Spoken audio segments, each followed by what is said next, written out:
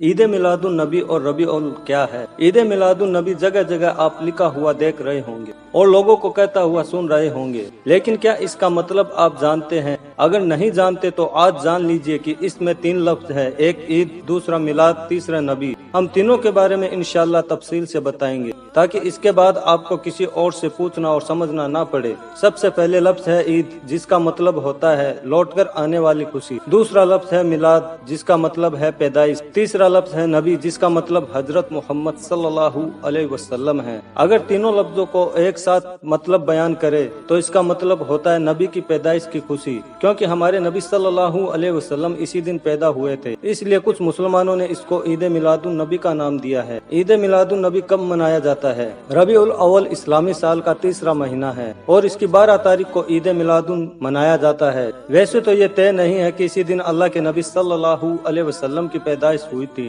क्योंकि कुछ लोगों की रिसर्च के हिसाब से 9 तारीख है, कुछ के हिसाब से 11 है, लेकिन ज्यादातर रिसर्च करने वालों ने 12 तारीख ही बताया है। इसलिए लोग इसी तारीख को पैदाइश मानते हैं। 12 वफात का क्या मतलब है? इसका मतलब है कि 12 रबीउल अव्वल को ही हमारे नबी वफात पा गए और इस दुनिया से पर्दा फरमा गए, यानी इस फानी दुनिया से उस दुनिया की तरफ तशरीफ ले गए जो हमेशा रहने वाली है और जहां अल्लाह ताला ने अपने दीदार का वादा फरमाया है। इसीलिए लोग इस दिन को 12 वफात भी कहते हैं। ईद मिलादुन नबी जायज या नाजायज? कुछ लोग कहते हैं कि ईद मिलादुन नबी मनाना चाहिए, कुछ लोग कहते हैं कि नहीं। मेरा ख्याल है कि मनाना हर किसी को चाहिए। हाँ, वो मनाने का तरीका क्या हो, हम 2 तरह के लोगों के मनाने का तरीका बता रहे हैं। आप खुद फैसला कीजिए कि कैसे इस मुबारक दिन को मनाया जाए और कौन से लोग इनमें ज्यादा बेहतर है। मिलादुन नबी मनाने वालों की पहली किस्म, अपने घर पर झंडा लगा लेना, जुलूस में चले जाना, अपने घरों को रोशन करना, नबी की याद में मेला लगाना और मेलों में औरतों और मर्दों को बेपर्दा घूमना। मिलादुन नबी मनाने वालों की दूसरी किस्म, कोई सुन्नत जिंदा करना, यानी जिस सुन्नत पर अभी तक अमल नहीं किया था उस पर अमल करने का इरादा करना,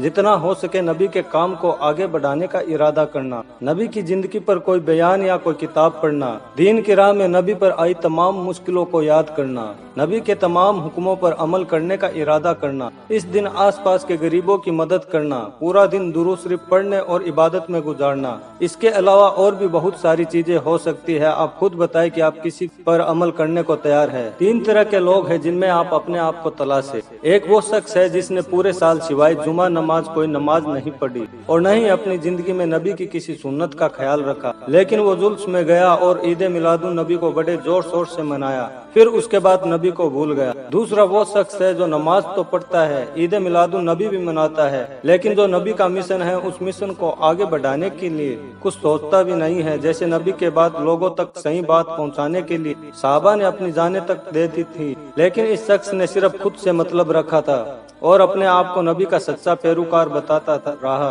तीसरा वो शख्स है जो नबी की जिंदगी को सिर्फ एक दिन के लिए नहीं बल्कि साल के हर दिन हर वक्त नबी की सुन्नतों पर चलने की कोशिश करता है और नबी के मिशन को आगे बढ़ाने के हर मुमकिन कोशिश करता है और 12 रबीउल अव्वल को इबादत में गुजारता है। जैसा कि अल्लाह के रसूल सल्लल्लाहु अलैहि वसल्लम पीर को रोजा रखते थे और साहबा ने पूछा कि आप इस दिन रोजा क्यों रखते हैं, तो आपने फरमाया कि इस दिन मेरी पैदाइश हुई थी, यानी नबी अपनी पैदाइश के दिन रोजा रखते थे और इबादत करते थे। इसलिए यह शख्स उस दिन का इबादत का दिन करार देता है और इस दिन तय करता है कि जिन सुन्नतों पर अब तक अमल नहीं किया था उन सुन्नतों पर अमल करूंगा और अपनी जिंदगी को इस्लाम के मुताबिक और ज्यादा बेहतर बनाने की कोशिश करूंगा। अल्लाह ताला हम सबको हमारे नबी की सुन्नतों पर अमल करने की तौफीक अता फरमाए और इस्लाम को बुलंदी अता फरमाए। आमीन।